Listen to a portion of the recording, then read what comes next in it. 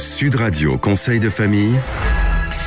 Et bienvenue donc sur Conseil de famille. Ce soir, nous accueillons Roman Kowalczyk, le président de FIM, Fee Investment Manager, société de gestion de portefeuille spécialisée en allocation d'ETF. Bonsoir Roman Kowalczyk. Bonsoir Stéphane Moller. La dernière fois, vous étiez venu nous parler des prédictions Bloomberg 2023 pour l'Europe et les États-Unis. Quels sont les grands thèmes des investissements dans les pays émergents ? Pour commencer, les pays favoris parmi les pays émergents selon Bloomberg continue, après une superbe année 2022, d'être le Brésil et le nouveau pays plébiscité par le site d'information est le Mexique. Ensuite, les pays émergents demeurent sujets à l'évolution des pays développés. Alors, ce serait quoi le potentiel haussier de ces pays émergents ? Toujours, selon Bloomberg, dans le cas d'un scénario haussier, les marchés émergents ont un potentiel de 20%, notamment avec la réouverture chinoise. Les marchés émergents ont tendance à amplifier les mouvements des marchés développés. Et si les marchés développés montent, les marchés émergents devraient monter plus fort et inversement. Mais est-ce que les marchés émergents sont dans une situation similaire à l'inflation rencontrée par l'Europe ou les États-Unis, par exemple ? Tout d'abord, les marchés émergents ne sont pas homogènes.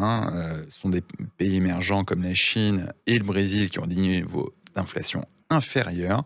Le Brésil, par exemple, avec 5% environ, et la Chine avec 1%. Là, en fait, l'Europe est plutôt proche de 6%, les États-Unis, 6,5%. Ah oui, ça n'a absolument rien à voir. Et est-ce que ça veut dire que ces pays vont également subir des hausses de taux ? Alors, c'est là où ça devient intéressant. La Chine a, par exemple, baissé ses taux en 2022, alors que dans le même temps, les États-Unis et l'Europe relevaient leurs taux. La Banque centrale chinoise, elle va encore plus loin. Elle n'hésitera pas à rebaisser les taux si nécessaire. Et alors, en termes de valorisation, les marchés émergents se situent comment ? Alors, ce sont l'ensemble des marchés émergents, et notamment asiatiques, qui se traitent à un niveau attractif en dessous de leur moyenne long terme.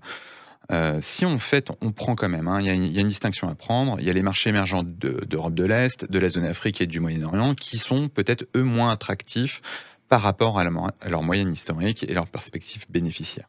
En fait, ce qui est plus intéressant, c'est clairement la zone Asie. Oui, mais pas uniquement. En fait, la Chine a notamment été boudée ces dernières années et a fait l'objet de désinvestissements.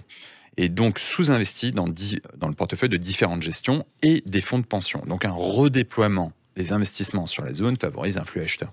Alors on fait quoi ? Des actions ou des obligations asiatiques ? C'est une très bonne question. En fait, tout dépend de votre horizon de temps. À court terme, les obligations émergentes en devise locale, elles ont enregistré 2 années consécutives négatives. C'est exactement la même chose sur le haut rendement asiatique au chinois, sachant qu'on a des rendements actuels supérieurs à 8-10%, des baisses de taux qui sont attendues sur certaines zones et pas de reprise forte d'inflation. Ça me paraît pertinent d'avoir des obligations au rendement asiatique avec un horizon de temps minimum de 3 à 5 ans.